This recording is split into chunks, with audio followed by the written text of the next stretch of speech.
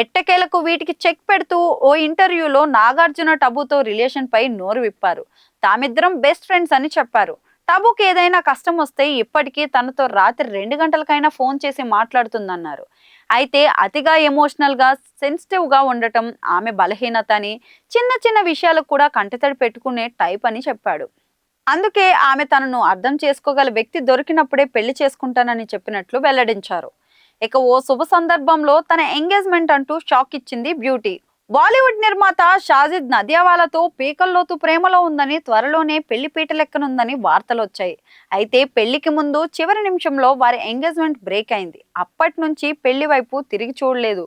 ఒంటరిగానే ఆమె జీవితాన్ని కొనసాగిస్తుంది. తాను పెళ్లి చేసుకోకపోవడంపై టబు స్పందిస్తూ, జీవితంలో సంతోషానికి చాలా మార్గాలున్నాయి. రిలేషన్షిప్ ఒక్కటే మార్గం కాదు.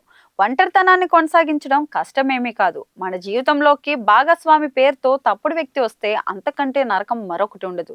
దానికంటే ఒంటరితనమే చాలా బెటర్ అని టబు ఒక ఇంటర్వ్యూలో వెల్లడించింది.